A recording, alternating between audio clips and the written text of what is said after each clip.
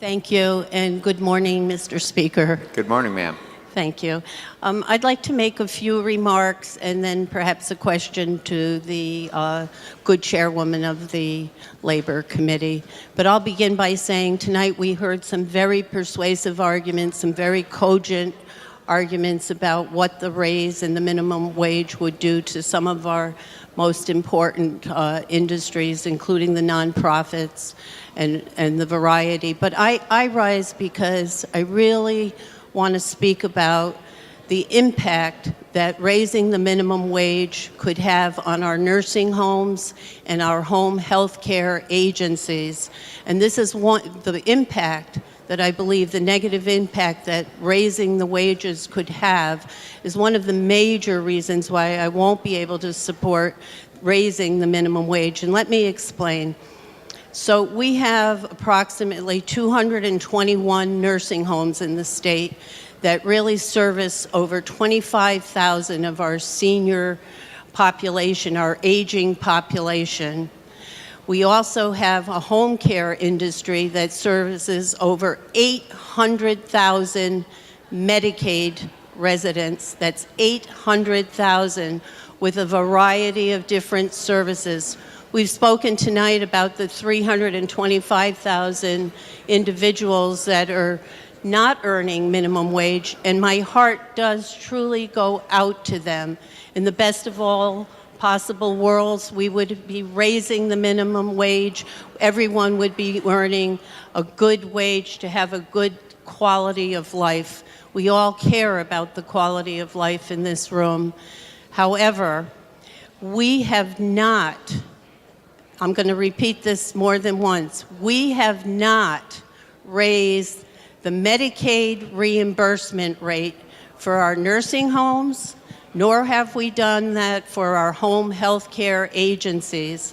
So they have been flat funded for over a decade. And I am being told by both industries that a raise in the minimum wage will do great harm unless we look at that Medicaid reimbursement rate. And that, since I've been in the legislature, we have not had any movement in that regard. So I'm very worried that by raising the minimum wage without that additional funding, that we're going to be putting many of our agencies out of business. Now, they've said that they are working with over 50% of the population, as I just said, are Medicaid, and this is their lifeline of reimbursement. So without the looking at that, I ask the question, a rhetorical question, how can we raise the minimum wage? We will be, in essence, hurting those same people that we're trying to help currently. With the aging population, as I said, if the home care agencies cannot thrive, those individuals will go back to nursing homes at a much higher cost or into hospital emergency rooms.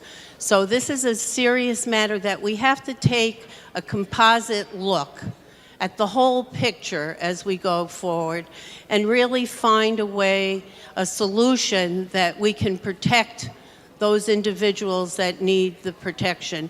So I think it's important to point out that there are some very valid reasons why we can't support, or why I can't support, the raise of the minimum wage at this time. I would love to be able to. I wish that we could have had the conversation about how this would be impacting these industries prior to being here tonight. And if we had had a little more time to do that, I think you would have a better result. So with that, if I may just direct one question to the good chair lady from the Labor Committee. Please proceed, madam. Thank you. And first, I do want to recognize your stamina, and thank you. And thank you for answering my very quick question. Did the Labor Committee have an opportunity to talk to our home health care agencies and to our nursing homes about this impact that would occur to them without looking at the Medicaid reimbursement rate? Representative Porter. Through you, Mr. Speaker, to the gentle lady, we did have an opportunity to speak with them. Through you.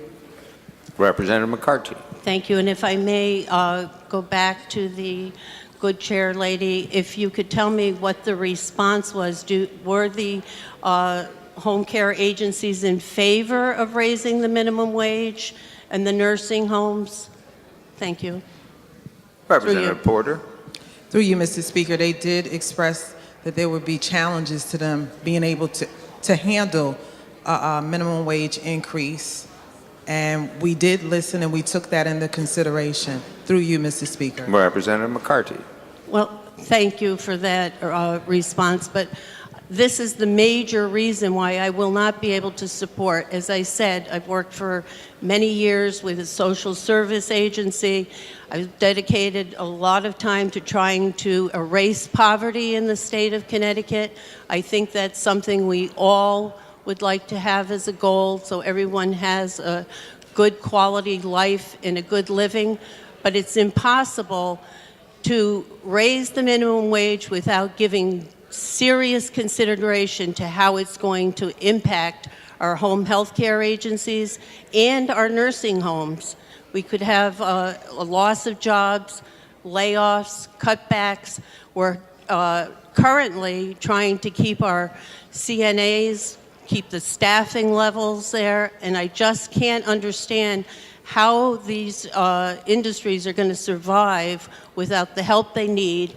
And if we look at the fiscal climate and the challenges that the state has been facing, the monies just haven't been there to get the Medicaid reimbursement rate in line. So I would hope going forward the state would find a way to really look at these industries. They need an increase, but I don't know how we're going to do it if we don't come together, have a process, have a plan, and figure these things out in advance. So thank you very much, Mr. Speaker. Thank you, Representative McCarty.